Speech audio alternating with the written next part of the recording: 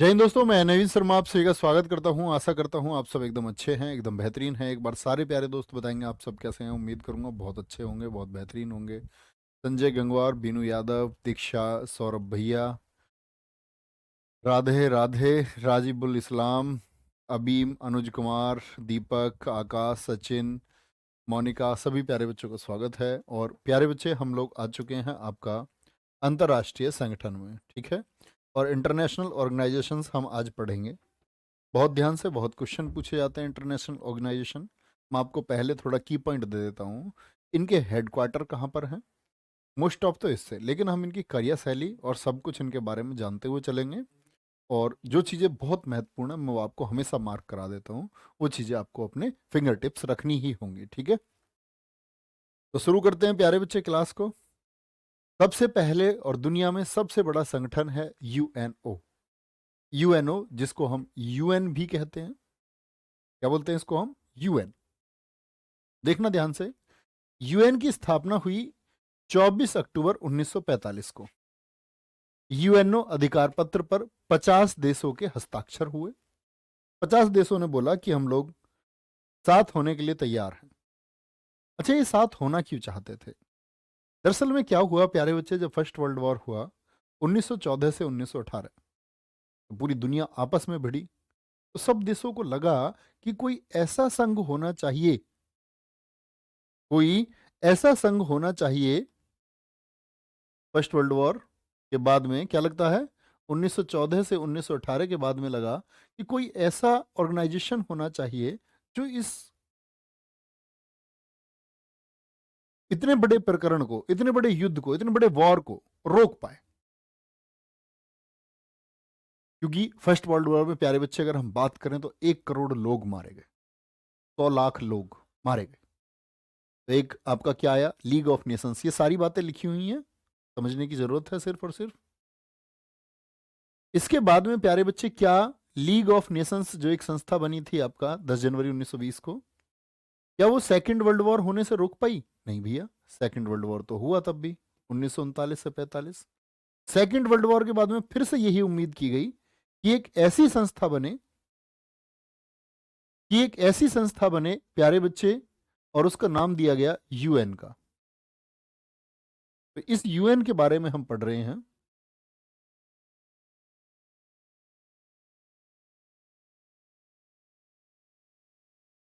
देखो ध्यान से कैसे बफ लिख रहे हैं।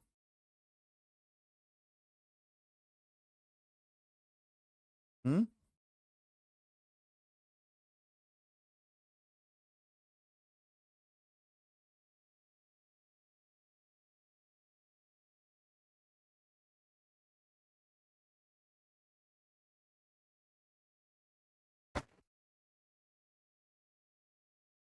तो मैंने बोला हम इस यूएन को पढ़ने वाले हैं जो आपका सेकेंड वर्ल्ड वॉर के बाद में स्थापित किया गया, ठीक है, कोई दिक्कत?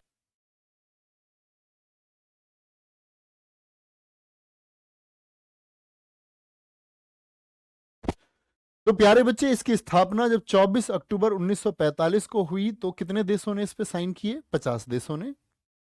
जिसमें ये सारे के सारे साइन कहां पर हुए थे? सैन फ्रांसिस्को, कैलिफोर्निया में एक जगह है। ये जगह कहां पर है? आपका अमेरिका में है। कहां पर है? अमेरिका में। जो ये यूएन नाम दिया, यूनाइटेड नेशन बोले या यूनाइटेड नेशन ऑर्गेनाइजेशन बोले, तो ये नाम किसने दिया? Franklin D Roosevelt. अमेरिका के बहुत चर्चित राष्ट्रपति रहे हैं सेकेंड वर्ल्ड वॉर के दौरान, यही अमेरिका के राष्ट्रपति थे। अब देखो फिर से इंपॉर्टेंट बातें।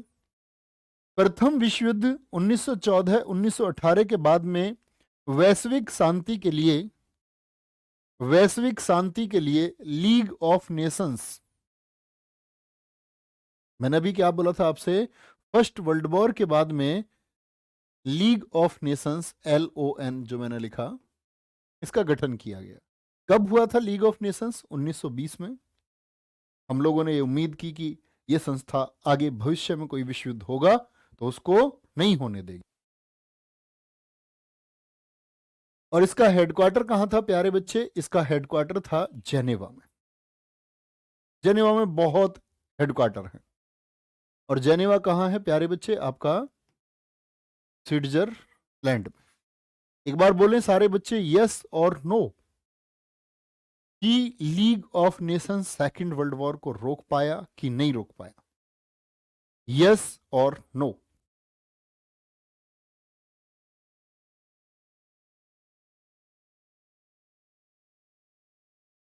सेकेंड वर्ल्ड वॉर फिर से हुआ 1939 से 45 और दुनिया भर में शांति के लिए 24 अक्टूबर 1945 को यूएन की स्थापना की गई। यूएन को ही हम यूएनओ कहते हैं, ठीक है। गुजर अतुल नागर संस्थापक सदस्य बने इसके 51। तो अभी मैंने बोला शुरुआती देशों में 50 थे, जिसमें अपना भारत भी शामिल था। 51वां देश कौन था जिसने साइन किए यूएन का हिस्सा बनने के लिए? तो याद रख लेना, वो पोलैंड था। सभी बच्चों का जवाब आया कि ये सेकंड वर्ल्ड वॉर को रोक पाया, सबका जवाब आया नो। कोई कोई हमारा लड्डू पटेल लिख रहा है यस, रोक दिया उसने। ये वो होगा जिसको सेकंड वर्ल्ड वॉर भी दुनिया में कुछ हुआ है उसके बारे में नहीं पता होगा। कोई नहीं, नहीं रोक पाया, हुआ। तो क्या ये यूएन तीसरे विश्व युद्ध को अगर कभी भविष्य में होगा तो रोक पाएगा? तो फिर से यही जवाब आएगा, नहीं, नहीं रोक पाएगा जी। आगे चलते हैं। यूएन में वर्तमान में कितने देश हैं? मोस्ट इंपोर्टेंट मार्क कर लो, 193। और 193वां प्यारे बच्चे जो आपका देश है वो कौन सा है? साउथ सूडान, दक्षिणी सूडान। सूडान के दो हिस्से हो गए थे, उत्तरी सूडान, दक्षिणी सूडान। तो ये 193वां मेंबर बना है, नया कंट्री है आपका दक्षिणी सूडान। मुख्यालय कहां पर है यूएन का? ये मैनहट्टन द्वीप पर है। द्वीप समझते हो ना, जो चारों तरफ से जल से घिरा हो। तो न्यूयॉर्क में प्यारे बच्चे मैनहट्टन आइलैंड पर इसका हेडक्वार्टर है। ये जमीन किसने दी थी? रॉकफेलर ने, एक उद्योगपति थे, महान दानी थे उस सदी के। तो उन्होंने बोला कि जिस जमीन पर ये यूएन बनेगा वो जमीन मैं दूंगा। बनकर तैयार कब हुआ? ये सबसे इंपॉर्टेंट बात है। अभी एसएससी ने पूछा आपका एमटीएस में कि यूएन का जो मुख्यालय था ये कब बनकर तैयार हुआ? तो कब बनकर तैयार हुआ? 1952 में, 1952। यानी हमेशा याद रख लेना, यूएन की स्थापना कब हुई? 24 अक्टूबर 1945। तो तब इसका जो भवन था ये बनके तैयार नहीं हुआ, भवन तैयार हुआ 7 सालों के बाद 1952 में, ठीक है। संयुक्त राष्ट्र के ध्वज के दोनों किनारों पर जैतून की पत्तियां हैं और बीच में ग्लोब यानी कि विश्व मानचित्र है। अभी मैंने आपको दिखाया था शुरुआत में ही, ये देखो। अगर हम इसके मैप को ध्यान से देखें तो क्या है बीच में? एक ग्लोब है जिसको हम पृथ्वी का मॉडल बोलते हैं, मॉडल ऑफ अर्थ है। और ये पत्तियां किसकी हैं? ये जैतून की, ऑलिव, ऑलिव ऑयल होता है ना, बॉडी के लिए बहुत अच्छा है, हमेशा याद रख लेना। ऑलिव ऑयल बॉडी के लिए बहुत अच्छा है, खाली पी जाया करो उसको सुबह 1 चम्मच। लेकिन महंगा होता है, जिनके पास पैसे हो वही पीना। ठीक है,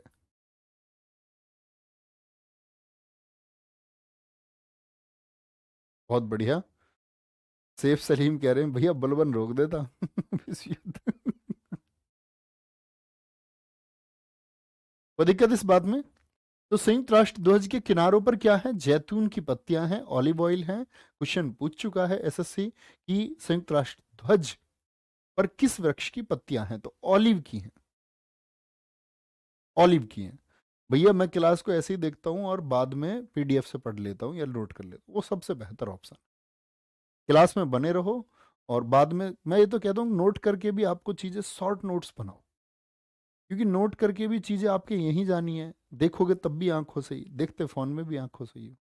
तो अपने नोट्स शॉर्ट नोट्स बनाओ और बाकी चीज़ें एप्लीकेशन में रहने दो, वहीं से पढ़ते हैं। क्योंकि जो प्रैक्टिस की चीज़ें हैं ना उनको पेन से करो, और जो रटने वाली चीज़ें हैं उनको कैसे करेंगे? बार बार पढ़ते हैं। संयुक्त राष्ट्र में 2 भाषाएं हैं, अंग्रेजी और फ्रेंच, अंग्रेजी और फ्रेंच। अन्य मान्यता प्राप्त भाषाएं हैं चीनी, अरबी, रसियन, स्पेनिश, जिनके लिए शॉर्ट ट्रिक है कार्स। क्या बोलोगे? चीनी, अरबी, रसियन, स्पेनिश। संयुक्त राष्ट्र चार्टर में जो अध्याय हैं, चार्टर का मतलब समझते हो ना? अब बहुत बार चार्टर शब्द आपके सामने आ चुका है। चार्टर का मीनिंग है जैसे आपके संविधान है, तो संविधान में आप क्या बोलोगे, उसको बांटा हुआ है भैया अनुसूचियों में। ऐसे ही किसी भी चार्टर को बांटा जाता है किसी चैप्टर में। तो यूएन का जो चैप्टर है, भाई कोई संस्था चल रही है, इतनी बड़ी संस्था चल रही है, तो उसके कुछ नियम होंगे और जो रूल्स होते हैं उन नियमों के लिए इनकी भी अपनी एक बुक है, जैसे भारत का संविधान है। तो उस चार्टर में कितने प्यारे बच्चे चैप्टर हैं, 19 चैप्टर हैं, और टोटल आर्टिकल इसमें कितने, 111।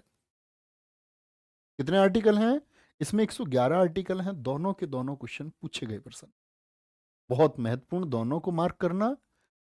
भाषाएं क्या होगी, अब यहां से क्वेश्चन कैसे पूछेगा, क्वेश्चन पूछ लेगा संयुक्त राष्ट्र संघ द्वारा मान्यता प्राप्त भाषा कौन सी नहीं है।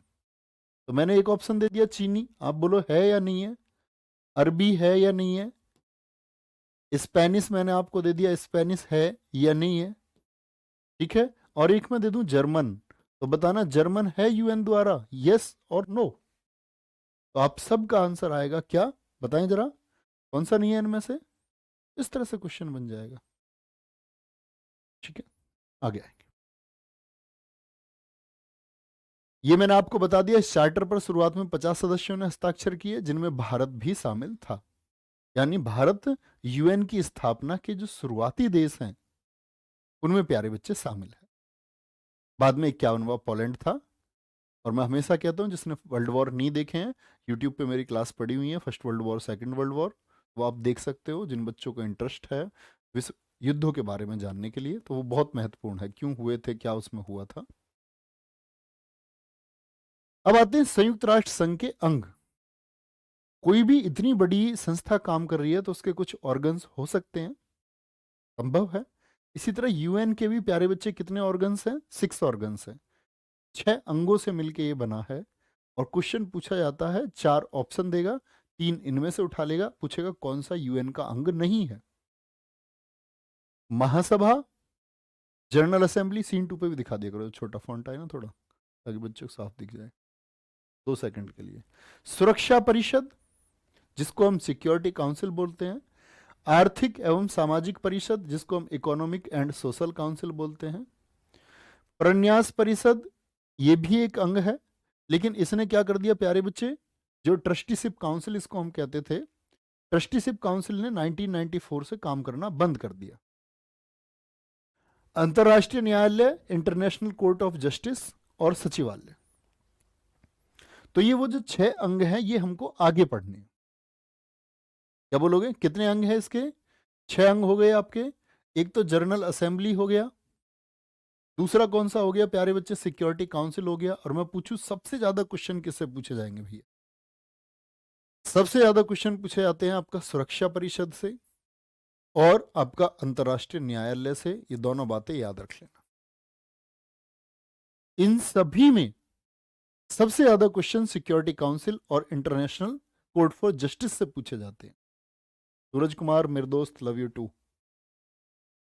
इन सभी के हेडक्वार्टर न्यूयॉर्क में है। सबके भी अच्छा के छके, हाँ जी, सिर्फ एक को छोड़ के, बहुत पूछता है उसको।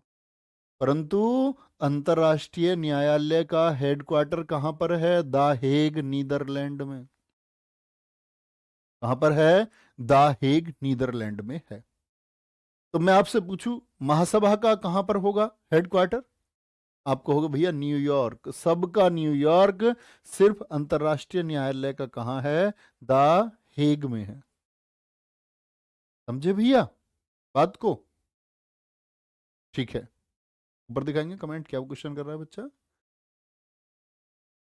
चलो बेटा क्लास में देखो, अंकित बाबू, ये क्लास में करा चुके हैं हम यही शब्द, नहीं कराया तो रिसर्च करें थोड़ा। तो इतनी बात में समझे कि सभी को प्यारे बच्चे कहां पर आपका हेडक्वार्टर को रखा गया है, न्यूयॉर्क में। लेकिन अंतरराष्ट्रीय न्यायालय का कहां है, इसी को पूछता है, बहुत इंपॉर्टेंट। बहुत बढ़िया विजय कुमार, वेरी गुड। अब आते हैं हम इसके अंगों पर। महासभा, क्या नाम दिया इसको हमने, जर्नल असेंबली, जर्नल असेंबली। इसका क्या उपनाम है, इसको हम विश्व की लघु संसद कहते हैं। एक प्यारे बच्चे, मैं आप लोगों से क्वेश्चन पूछता हूं, मुझे बताएंगे आप कि भैया हमारे देश में जो संसद है उसका क्या काम है। चलो भाई, ऊपर क्या कह रहे हैं भैया जी, ये तो पुराने नोट्स है बेटा। यूएन में मैं अब इसमें बीच में अपने पास से कोई कहानी थोड़ी बना के लिख दूंगा। ये स्टैटिक जीके का क्या मतलब होता है, चीजें स्थायी हैं। ये मैं अगले महीने किसी बैच में पढ़ाऊंगा, तब भी यही पढ़ाऊंगा। पिछले महीने भी पढ़ाया होगा, तब भी यही पढ़ाया होगा मैंने। हाँ, कुछ चेंज हो जाएंगे, अगर नई कोई घोषणा हो जाएगी उसको हम शामिल कर लेंगे। यही तो स्टैटिक है। अब आप सोचो, आपने बाबर पढ़ा, आप कह रहे हो भैया बाबर पुराना वाला क्यों पढ़ा रहे हो, बाबर का जन्म, तो क्या बाबर के जन्म को मैं बदल के इस बार अपने साथ पैदा कर लूं बाबर को? ठीक है, आगे आएंगे। तो महासभा का उपनाम है विश्व की लघु संसद। संसद क्या काम करती है? तो सारे नियम कायदे सारे कानून कहाँ बनते हैं? वो संसद में बनते हैं। बहुत बढ़िया, सचिन कुमार जी ने बहुत अच्छा आंसर दिया है। क्या आंसर दिया है कि विश्व की लघु संसद, यानी कि संसद काम करती है कानून निर्माण का। इस महासभा में भाई कानून बनेगा तो किसी कानून को बनने के लिए सहमति चाहिए। जैसे हमारे राज्यसभा लोकसभा में क्या है, लोग अपोजिशन भी करते हैं, विरोध में भी आते हैं, कुछ लोग समर्थन में वोट करते हैं। तो यहां पर जो सदस्य हैं वो यहां पर भी वोट करते हैं।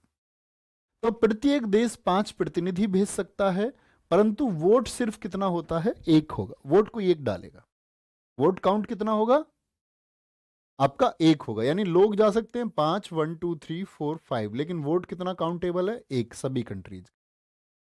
किसी भी मुद्दे पर जब वोट डलेंगी तो वोट एक डाल सकते हैं। 4 लोग अपने दावत वावत खाने जा सकते हैं। बाकी उनका काम दावत खाने का है। इसकी बैठक हर वर्ष सितंबर के तीसरे मंगलवार से लेकर के दिसंबर के मध्य तक होती है। और हमेशा याद रखें, जरूरी नहीं है कि एक ही बैठक होगी। आवश्यकता होने पर 2 बैठकें यूएन की बुलाई जा सकती हैं। समझ रहे हैं? क्या होते हैं महासभा में? एक अध्यक्ष, 21 उपाध्यक्ष, 7 समितियों के अध्यक्षों का चुनाव महासभा करती है। तो कितना होगा? एक अध्यक्ष, 21 उपाध्यक्ष और 7 मुख्य समिति। ऑपरेट करने के लिए, नियम बनाने के लिए, सब कुछ देखने के लिए। प्रशांत गौतम जी, मेरे दोस्त, आप अच्छा पढ़ते हो, इसीलिए आपको लगता है पढ़ना। Thank you. ध्यान से देख लिए। क्या बोलोगे इस बात में? उपनाम, प्रत्येक देश, बैठक, इसमें एक अध्यक्ष, 21 उपाध्यक्ष, 7 मुख्य समितियों के अध्यक्षों का चुनाव महासभा करती है। आगे आएंगे। इसके कार्य क्या हैं, देखना ध्यान से। एक तो बजट तैयार करता है। भाई आपका बजट तैयार होता है ना, कोई भी संस्था अगर काम करेगी, भैया इनको बजट क्यों चाहिए? यूएन कर रहा है पूरी दुनिया में शांति के लिए काम।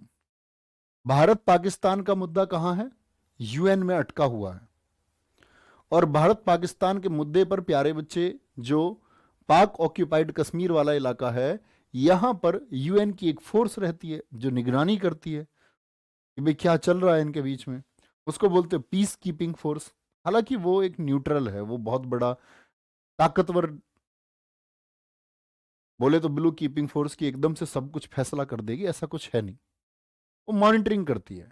तो लेकिन उन सब चीजों के लिए लोग, ऑफिस, यूएन के ऑफिस, इस सब में खर्चा होता है।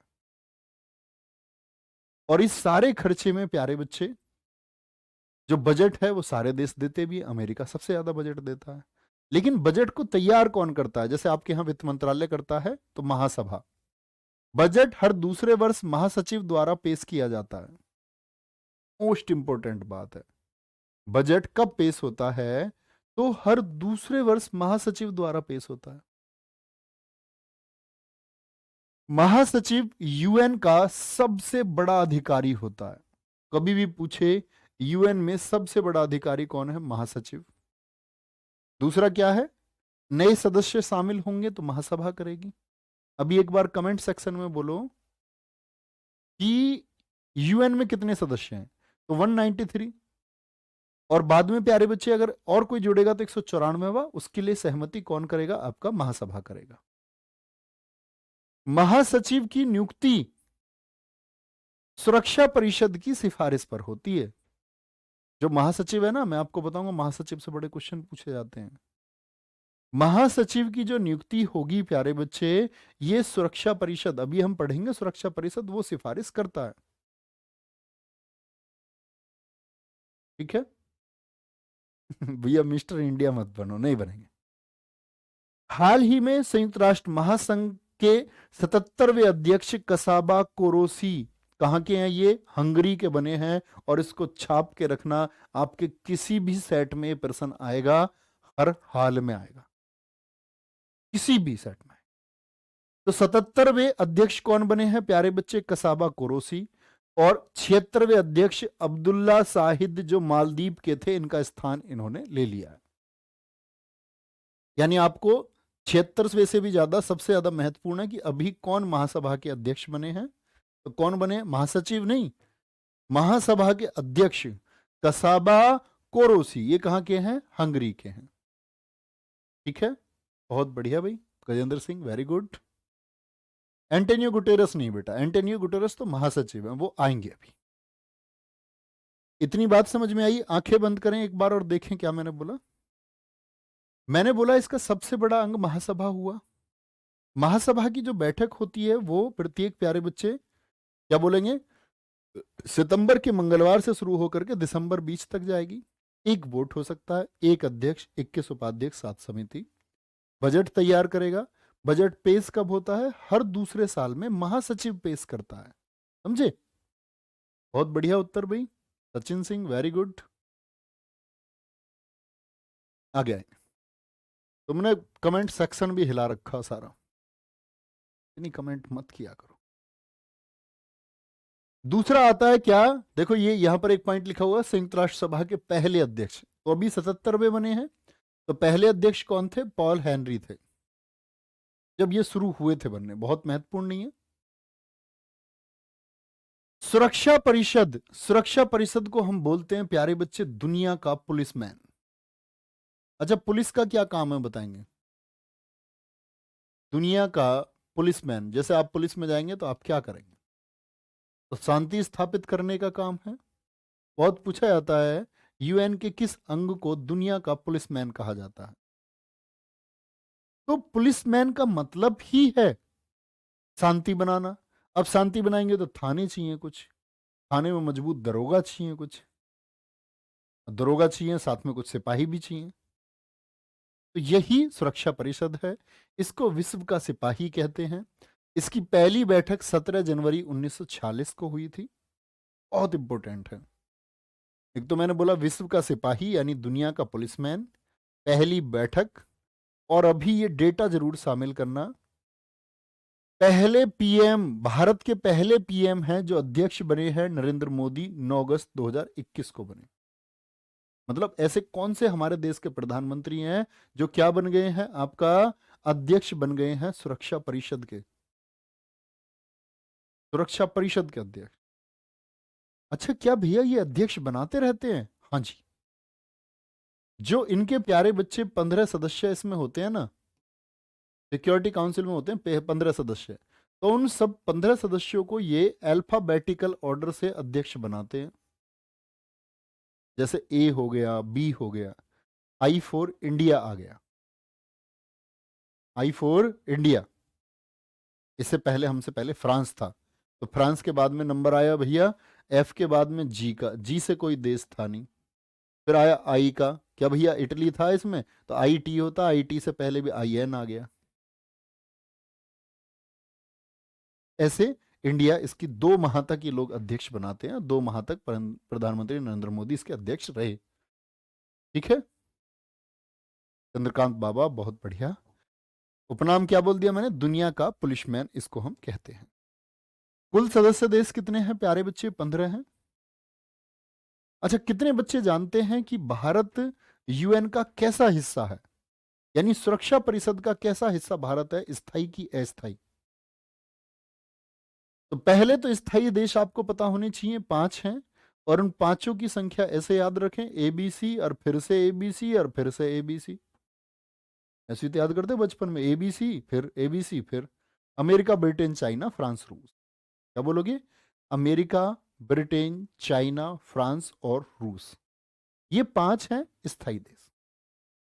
स्थायी तो जैसे ही प्यारे बच्चे गठन हुआ तो फिक्स हो गए, इनका कोई कार्यकाल भी नहीं होगा, ये हमेशा के लिए हैं। और अस्थायी जो देश हैं ये चुने जाते हैं 2 वर्ष के लिए। क्या बोलोगे? 2 वर्ष के लिए,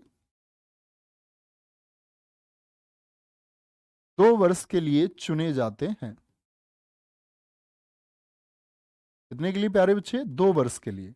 और इनकी संख्या कितनी है? 10 है। चुनाव कौन करती है? महासभा करती है 2/3 बहुमत से। ये तो आप जानते हो, 2/3 बहुमत, 100 में से 66 वोट। टोटल सदस्यों का 2/3 बोलेंगे कि इसको अस्थायी बनाना है तो बनाएंगे। अभी भारत कैसा है? नॉन परमानेंट है। अस्थायी का मतलब है नॉन परमानेंट, स्थायी का मतलब है परमानेंट। तो भारत परमानेंट नहीं है। और इस दुनिया में जितने भी विकासशील देश हैं, जैसे भारत हुआ, ब्राजील हुआ, जो डेवलपिंग कंट्रीज है, वो सभी चाहती हैं कि वो यूएन में स्थायी सदस्य मिल जाएं। लेकिन भैया स्थायी सदस्य कैसे बने? ध्यान से देख लेना। सकारात्मक निर्णय के लिए 15 में से 9 सदस्यों की स्वीकृति जरूरी है। तो भैया 9 तो इस साइड के ही हैं, 9 तो इस साइड से हो सकते हैं, लेकिन नहीं, नियम क्या है कि ये 5 बड़े भैया तो होने ही चाहिए। उन 9 में से ये 5 बड़े भाई होने जरूरी हैं। भाई बड़ा भाई कौन है? जिसके पास ज्यादा ताकत है। और ज्यादा ताकत किसके पास? अमेरिका, ब्रिटेन, चाइना, फ्रांस, रूस के पास। ABCFR। अब ये 5 के लिए भी क्या इंपॉर्टेंट बात है, ये पांचों में से 4 भैया तो मान गए, इन्होंने कहा भारत भैया हमारा भैया है, उसको यूएन में स्थायी बना लो। लेकिन कोई एक नहीं माना। अब आप जानते हो कौन नहीं मानेगा? चाइना, धुरविरोधी। ये कहेगा ये भैया अगर यूएन में आया तो ये भैया जो दूसरा पहले से भैया वो खराब हो जाएगा। तो ये भैया कभी नहीं चाहेगा कि ये भैया आ जाए। समझे भैया? तो क्या बात समझे कि 15 में से 9 तो पॉजिटिव वोट चाहिए, उन 9 में से 5 होनी चाहिए आपकी स्थायी वोट, और पांचों में से पांचों की होनी चाहिए। यानी इनमें से तो छोटे भैया में से तो 4 चल जाएंगे, लेकिन वो पांचों मस्ट है।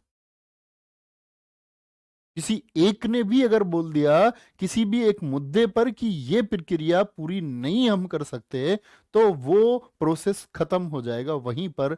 और इसी शक्ति को हम बोलते हैं वीटो पावर, निषेध अधिकार शक्ति। निषेध अधिकार का मतलब किसी चीज पर, जैसे घर में एक मुखिया नहीं होता, जैसे सारे घर के मान गए, सारे घर के मान गए शादी के लिए, ठीक है शादी कर दो, शादी कर दो, शादी कर दो। एक जो मुख्य घर में मुखिया, उसने कह दी शादी नहीं होगी, और फिर उसके बाद सब शांत हो गए। वही वीटो पावर है। तो ये वीटो पावर इन 5 के पास है। बार बार पूछता है यूएन में से कौन सा स्थायी सदस्य नहीं है, तो बार बार ये बात पढ़ना मोस्ट इंपोर्टेंट है। ABCFR, ABCFR, ठीक है। चलो, भारत 8वीं बार अस्थायी सदस्य चुना गया है। भारत अभी जस्ट अभी ये जो दिसंबर पूरा होने वाला है, इसमें कार्यकाल खत्म हो जाएगा हमारा। भारत अस्थायी सदस्य चुना गया है 1 जनवरी 2021 से 31 दिसंबर 2022 तक के लिए। सबसे अधिक जापान को 11 बार चुना गया है अस्थायी सदस्य में। तो पूछता है कि सिक्योरिटी काउंसिल का सबसे ज्यादा बार अस्थायी सदस्य बनने वाला कौन है? ठीक है। आर्थिक एवं सामाजिक परिषद आप ना भी पढ़ें तो बिल्कुल आवश्यकता नहीं है, मैं ये सजा दूंगा आप लोगों को, ये मत पढ़ना, आप कभी ना पूछा गया ना पूछा जाएगा।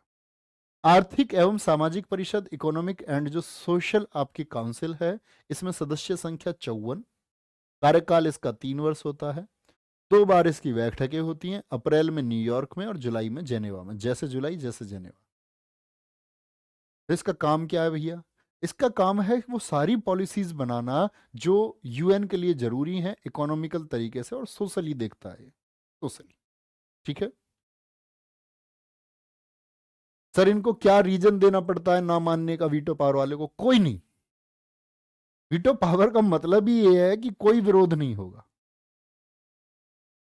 ठीक है, सर जी हमारे घर में हमारे दादाजी के पास है वीडो पावर, बिल्कुल ठीक है। हाँ पक्का, तुम्हारे लिए तुमने कोई प्रस्ताव रखा होगा दादाजी से, बोला होगा, बेटा नहीं वहां शादी नहीं करेंगे तुम्हारी। चुप तुम एकदम से। सचिवालय चौथा अंग है, सचिवालय। इसका प्रमुख जो होता है ना सचिवालय का, वही महासचिव है। और महासचिव का कार्यकाल होता है 5 वर्षों का। इंपॉर्टेंट है। सचिवालय संयुक्त राष्ट्र संघ के दिन प्रतिदिन के कार्यों को निपटाता है। जैसे तुम बेरोजगार रह जाओगे तो दिन प्रतिदिन के काम निपटाओगे, और जो लड़कियां नहीं सेलेक्ट हो पाएंगी तो फिर इनको थोपा जाएगा काम के लिए। सर्दियों में बर्तन साफ करने अपने आप में एक बड़ा संघर्ष है। नहीं तो हमारी माताजी से तुम पूछो, अपनी माताजी से पूछो, हालांकि उनको इस चीज़ की एक आदत हो चुकी है। इसलिए सफल होना बहुत जरूरी है। ठीक है विकास सिंह, लव यू टू मेरे दोस्त। अब आते हैं कि सचिवालय चौथा अंग हो गया, तो सचिवालय में मैंने बोला सबसे बड़ा अधिकारी कौन होता है, यूएन का महासचिव। ध्यान से देखेंगे सभी महासचिव। तो प्यारे बच्चे पहले कार्यकारी महासचिव कौन बने थे, ग्लैडविन जेब। कार्यकारी समझते हैं, एग्जीक्यूटिव। यानी कि तब तक प्यारे बच्चे महासचिव का चुनाव नहीं हुआ। तो जैसे आपने लोकसभा में देखा, जैसे ही नई लोकसभा का गठन हुआ, आप लोगों ने पढ़ा है पॉलिटी में, कि एक प्रोटेम स्पीकर बना दिया जाता है जो बाकी सदस्यों को शपथ दिलवाता है, आगे की कार्रवाई को आगे बढ़ाता है, इतने काम पक्का ना हो। तो जैसे ही पहला महासचिव किसको बनाया गया, कार्यकारी ग्लैडविन जेब को। और इसके बाद के महासचिव हैं त्रिगवेली। तो बहुत पूछा जाता है यूएन के पहले महासचिव कौन थे। संयुक्त राष्ट्र संघ के मोस्ट इंपोर्टेंट है पहले महासचिव। यूएन के पहले महासचिव कौन थे, डैग हैमरसोल्ड। ये स्वीडन के हैं। कहां के हैं ये, स्वीडन के। नोबेल पुरस्कार पढ़े थे आपने बहुत अच्छे से, बोलो हाँ जी। तो नोबेल पुरस्कार मरणोपरांत कितने लोगों को मिला था। मैंने आपको बताया था प्यारे बच्चे, नोबेल प्राइज आदमी एक्सपायर हो जाए, ये घोषणा हुई 1974 में कि मरणोपरांत नोबेल पुरस्कार नहीं दिए जाएंगे। तो दो व्यक्तियों को मिले, एक तो एरी एक्सल को और डैग हैमरसोल्ड को। मैंने वहां भी जिक्र किया था कि मैं आपको बताऊंगा ये चीजें कहां पर, जब हम पढ़ रहे होंगे यूएन के महासचिव। तो ये माली जा रहे थे एक शांति समझौते के लिए, रास्ते में एक प्लेन क्रैश हो गया, तो हवाई दुर्घटना में इनकी मौत हो गई। ठीक है 1961 में, और 1961 में ही इनको नोबेल मिला था। बहुत पूछा जाता है। जैसे आप देखो दिल्ली पुलिस 2020 कांस्टेबल, क्या पूछा गया कि हवाई दुर्घटना में मारे जाने वाले यूएन के महासचिव कौन से थे। यूथांट मोस्ट इंपोर्टेंट है, ये पहले एशियाई या गैर यूरोपीय। अब तक क्या था कि सिर्फ यूरोपीय महासचिव बन रहे थे, लेकिन पहली बार म्यांमार जो एशिया में आता है, तो पहले एशियाई कौन बने, यूथांट। वाइल्डहाइम ऑस्ट्रेलिया से, बिल्कुल मत पढ़ना। जेवियर कुइयार, पढ़ने की आवश्यकता नहीं है। ठीक है आगे। बुतरस घाली, क्या बोलोगे, बुतरस घाली मिस्र से, बहुत इंपॉर्टेंट है। एक बच्चा पूछ रहा भैया फिर ये 5 ही स्थाई क्यों बन गए। बेटा जब सेकंड वर्ल्ड वॉर के बाद में, तो अपने पक्ष पक्ष के इन्होंने स्थाई बना लिए जो एक साथ थे सेकंड वर्ल्ड वॉर में। अमेरिका हो गया, रूस तो फाइनली इनके साथ पहुंच ही गया था फर्स्ट वर्ल्ड वॉर के टाइम पर। लेकिन सेकंड वर्ल्ड वॉर की अगर हम बात करें प्यारे बच्चे, तो रूस एक बड़ी ताकत है, उसको इसलिए इन्होंने मिलाया। तो ये जो सर्वे सर्वात है दुनिया के, ये बन गए खुद ही। ऋषभ कुमार जी प्यारे बच्चे, बहुत अच्छे शब्द हैं आपके, थैंक यू।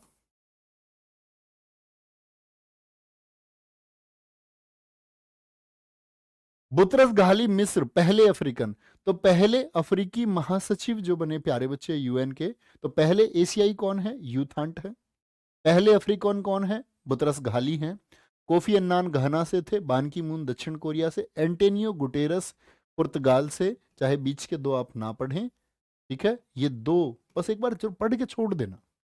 एंटेनियो गुटेरस जरूर याद रखें, ये पुर्तगाल के हैं और वर्तमान में महासचिव हैं। ये सबसे इंपॉर्टेंट है, यूएन के महासचिव वर्तमान में कौन है। ठीक है संजीव शर्मा मेरे भाई, विकास यादव जी, इतनी बात समझे। तो कितने अंग हो गए यूएन के, 4 अंग हो गए। अब आते हैं यूएन के 5वें अंग पर। 5वां अंग क्या है? वो अंतरराष्ट्रीय न्यायालय। इसकी स्थापना हुई है, बहुत जगह इसकी गलत तिथि लिखी हुई होती है, लेकिन आप याद रख लेना, इसकी स्थापना 3 अप्रैल 1946। हेडक्वार्टर इसका प्यारे बच्चे हेग नीदरलैंड में है। चार्टर में इसके में प्यारे बच्चे में चैप्टर कितने हैं? 5 चैप्टर हैं। अध्याय, अध्ययन नहीं, अध्याय लिखना है इसको भैया जी, है ना, अध्याय। और आर्टिकल कितने हैं इसमें? 70 है। अब तुम एक बार मुझे बता दो यूएन के में कितने थे? फटाफट से बोलेंगे। यूएन के में क्या बोलोगे भैया जी? 19 चैप्टर थे और 111 आर्टिकल थे। अभी क्या है इसमें? 5 चैप्टर हैं और आर्टिकल हैं 70। अभी न्यायालय का क्या काम है? न्यायालय का काम है फैसले करवाना। तो मान के चलो तुम्हारी घरवाली तुमको तलाक दे, मतलब ऐसा हो ना, पर तुम्हारी घरवाली तुमको तलाक दे के चले जाए तो तुम हेग में मुकदमा दर्ज करवा सकते हो क्या? है? अब मान के चलो पड़ोसी ने तुम्हारा खेत जोत लिया, तो तुम पहुंच जाओगे वहां हेग मुकदमा लिखने? तो आप कहोगे नहीं। तो अंतरराष्ट्रीय न्यायालय फिर काम क्या करता है? इसका काम है दो देशों के बीच के जो डिस्प्यूट है, डिस्प्यूट बिटवीन टू कंट्रीज, वो सीमा का विवाद है, खेत का विवाद लेके नहीं जा सकते, बॉर्डर्स इशू है कोई, या कोई ऐसा मुद्दा है, अंतरराष्ट्रीय मुद्दा है, जो किसी एक देश के कोर्ट द्वारा सोल्व नहीं किया जा सकता, उसकी अंतरराष्ट्रीय भूमिका बन जाती है, तब कहां पर जाएगा? इंटरनेशनल कोर्ट में जाएगा। इसमें बैठते हैं भैया टोटल जज 15, जैसे हमारे सुप्रीम कोर्ट में 34 जज हैं, एक मुख्य न्यायाधीश और 33 अन्य, तो इसमें 15 हैं।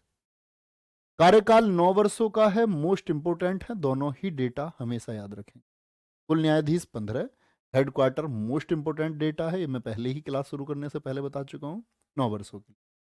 कोई भी दो न्यायाधीश एक देश के नहीं हो सकते। पता चले 2 वोट हो गए ना, फिर तो 2 वोट हो गए किसी चीज के लिए, तो उस देश का तो क्या बोलेंगे, वजन ज्यादा बढ़ जाएगा। कोई भी दो न्यायाधीश एक देश के नहीं हो सकते। अध्यक्ष इनमें से ही चुना जाता है और उपाध्यक्ष भी। उसका कार्यकाल होता है 3 वर्ष का। जैसे मुख्य न्यायाधीश होता है, तो ये अपने आप में से ही चुन लेते हैं आम सहमति से कि कौन एक इनमें कौन होगा, चीफ जज होगा, और वो चुना जाता है 3 साल के लिए। 3-3 साल में ये बदलते रहते हैं। नवीन भैया राहुल भैया से कैसे बात होगी? बेटा मुंह से बात होगी, और कैसे होगी? ऐसे बात करो, कौन ही चला गए? अबे मूर्ख, जस्ट ए जोक।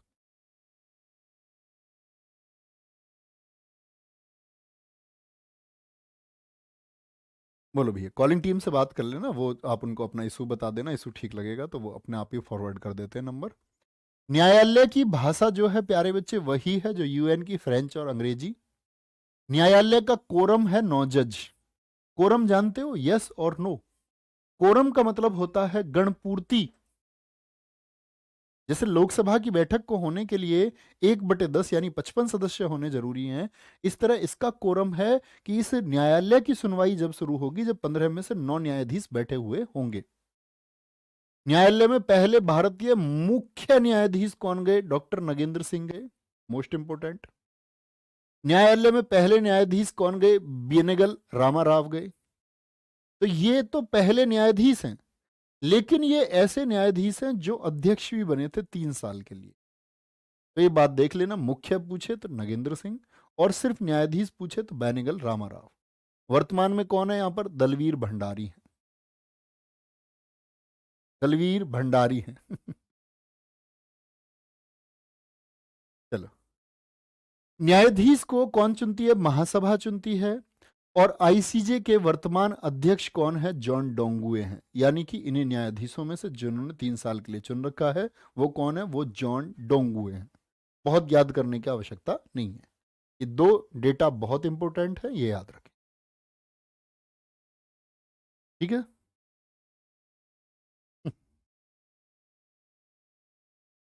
ये लो भैया, आगे वर्ल्ड बैंक। अगला संगठन कौन सा आता है हमारा?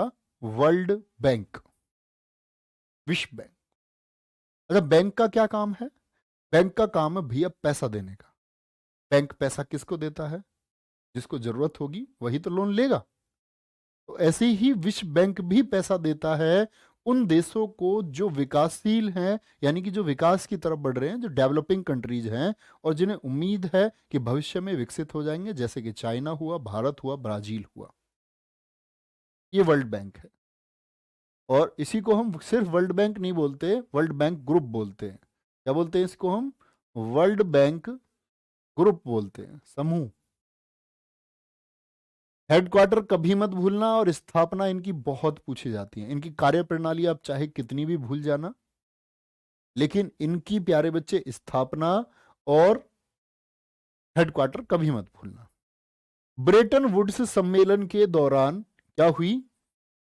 अब ये ब्रेटन वुड्स सम्मेलन क्या है? दरअसल में जब सेकेंड वर्ल्ड वॉर अपने खात्मे की तरफ था, तब 1 जुलाई से लेकर के 22 जुलाई 1944 तक ब्रेटन वुड्स, जो न्यू हैम्पशायर अमेरिका में एक जगह है, कहां पर पड़ती है Bretton Woods? New Hampshire America. वहां पर 44 देशों की मीटिंग होती है। 22 दिन तक ये मीटिंग चली, 1 से 22 जुलाई तक। और ये निर्णय निकला कि जो देश जिनको इंपैक्ट पड़ा है, जिन पर प्रभाव पड़ा है सेकेंड वर्ल्ड वॉर का, या ऐसे देश जिनको जरूरत है इस समय फंड की, तो उनको हम पैसा देंगे। तो ये पैसा देने की बात आई तो विश्व बैंक को स्थापना की गई। कार्य शुरू किया 1945 में। और कुल सदस्य कितने हैं वर्ल्ड बैंक में? 189। इसके प्रमुख हैं डेविड मालपास, यूएसए से। और इसका जो प्रमुख होता है वो हमेशा अमेरिका से ही होता है। क्यों? अब भैया वर्ल्ड बैंक में 44 लोगों ने ये तो कह दिया पैसा देंगे हम। अब ये पैसा क्यों दे रहे हैं भैया? तो पैसा देंगे तो इंटरेस्ट लेंगे ना, ब्याज लेंगे, और ब्याज लेंगे तो इनको फायदा होगा। अब पैसा तो वही दे सकता है ना जिसके पास ज्यादा पैसा हो। तो सबसे बड़ा भागीदार, कहते हैं ना कि सबसे ज्यादा पैसा कौन देगा, तो अमेरिका ने सबसे ऊंचा हाथ उठाया, बोला पैसा मैं दूंगा। इसीलिए विश्व बैंक के प्रमुख भी हमेशा अमेरिका से ही होते हैं। ये 44 है, सॉरी क्या बोलोगे? 1944 है, 1944, 94 लिखा हुआ है। 1944 क्या बोला मैंने? इसने कार्य शुरू करना शुरू किया। अभी मैंने बोला नहीं आपसे, मेरे शब्दों को सुनो। मैंने बोला 1 से 22 जुलाई 1944 तक क्या हुई? बैठक हुई। ठीक है, कार्य शुरू कर दिया, सीधी सी बात है, इतना लॉजिक लगा लिया करो तो। क्या बोलोगे? ऐसी छोटी छोटी चीजें आप ठीक कर लिया करो। यह केवल विकासशील देशों को ऋण करता है, प्रदान करता है। इसी की जुड़वा बहन है जिसको हम आईएमएफ बोलते हैं, इंटरनेशनल मॉनेटरी फंड, अंतर्राष्ट्रीय मुद्रा कोष। वो सबको पैसा बांट देता है, गरीब को, अमीर को, सबको। ये किसको पैसा देता है? सिर्फ गरीब को।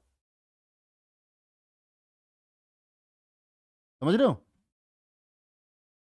विश्व बैंक का, अब गरीब नहीं बोलना इसको, ये जस्ट एक मतलब ऐसा शब्द है, इसको विकासशील बोलेंगे इकोनॉमिकल तरीके से। विश्व बैंक का सदस्य बनने के लिए आईएफसी, इंटरनेशनल फाइनेंस कॉरपोरेशन का सदस्य बनना जरूरी है। विश्व बैंक समूह 5 अंतर्राष्ट्रीय संगठनों का समूह है।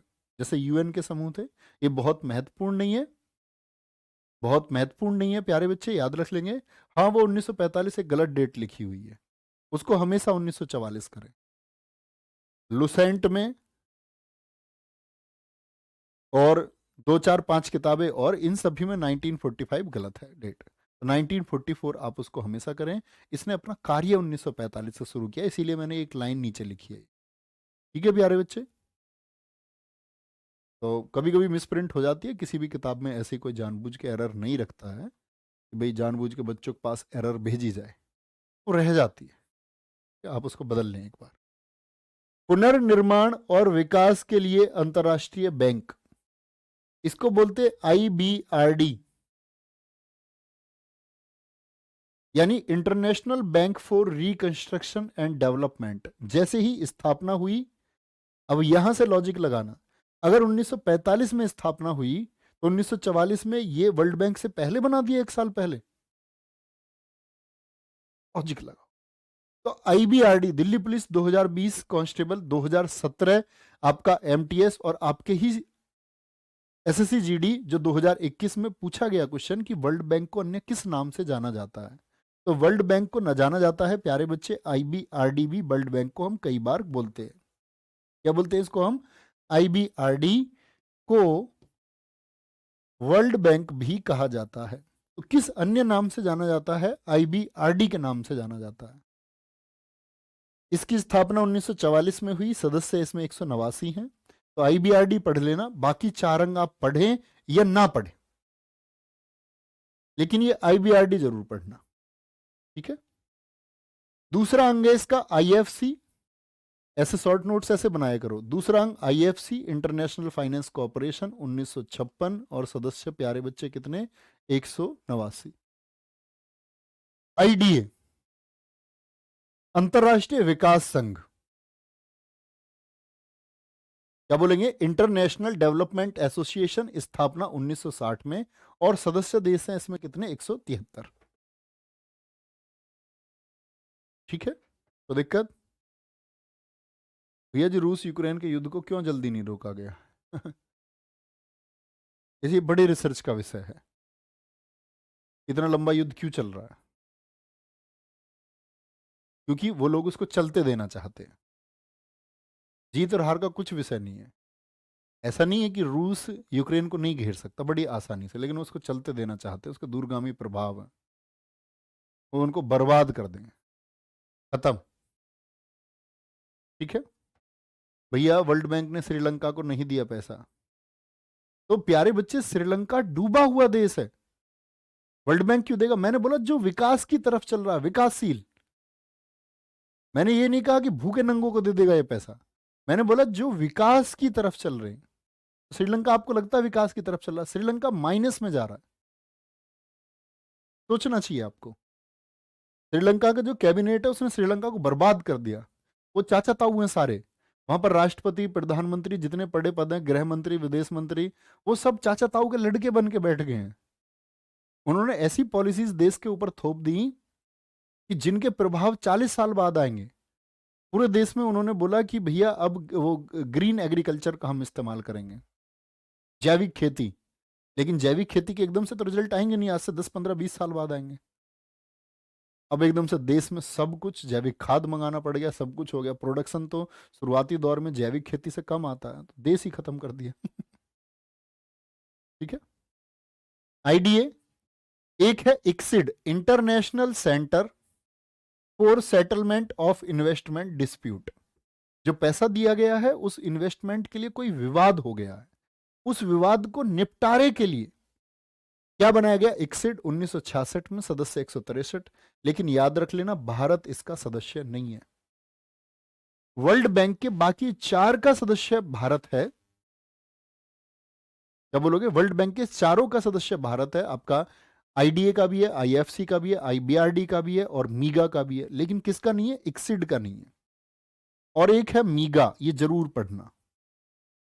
मीगा की स्थापना कब हुई थी? 1988 में, सदस्य 179। भारत इसका सदस्य 1994 में बना। अब आप कहेंगे भैया भारत इसका सदस्य तो आपने बता दिया, ICSID का भी बता दिया, बाकी का कब बना? तो बाकी की जब स्थापना हुई है, भारत उनका सदस्य उसी वर्ष बना। अभिषेक सिंह जादौन, बहुत बढ़िया।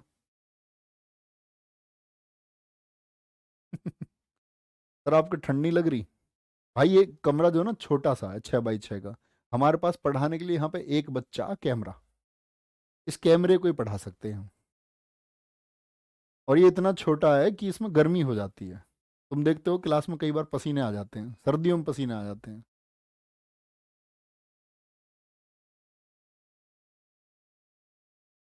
छोटा सा दिखाओ ना दीवार, इतना छोटा सा ये कमरा है, यहाँ से इतनी छोटी इधर दीवार है यहाँ तक। इधर हाथ लगा दो और इधर हाथ लगा दो, रूम खत्म।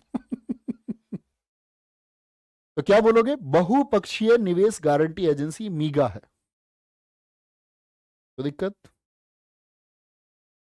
अब ऐसे ही तीसरा आता है क्या प्यारे बच्चे? आपका अंतरराष्ट्रीय मुद्रा कोष, इंटरनेशनल, ये लिखा हुआ है इसका नाम, इंटरनेशनल मॉनेटरी फंड।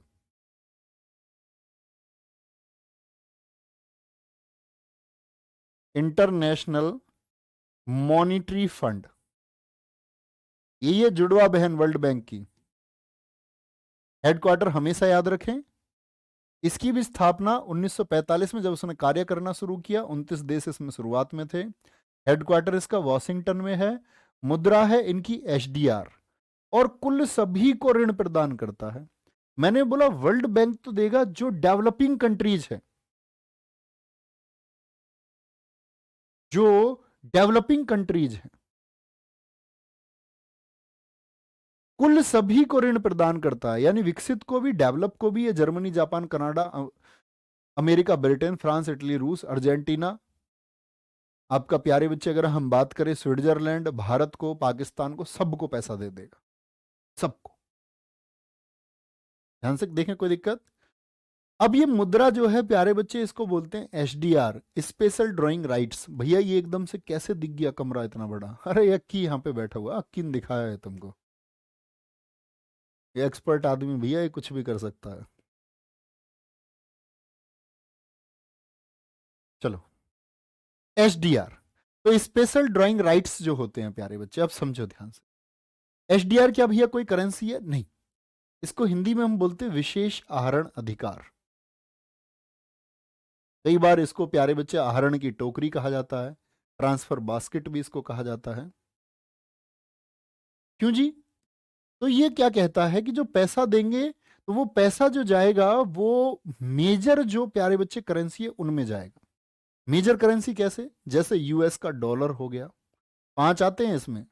जापान का येन हो गया, ब्रिटिश पाउंड हो गया, ब्रिटिश पाउंड हो गया, और चीन की हो गई प्यारे बच्चे रेन मिनबी हो गई। क्या बोलेंगे? रेन मिनबी हो गया आपका, डॉलर हो गया, येन हो गया, पाउंड स्टर्लिंग हो गया, रेन मिनबी हो गया। एक मुद्रा रह गई 5 में से कोई सी, आप बताएं कौन है?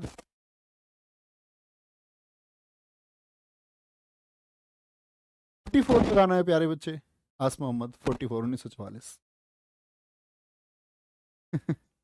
डॉलर, येन, मैंने बोला इसमें 5 करेंसी होती हैं, 5 मुद्रा होती हैं। वो 5वीं मुद्रा कौन सी होगी? यूरो हो जाएगी, यूरो। क्या बोलेंगे? 5वीं मुद्रा हो जाएगी यूरो।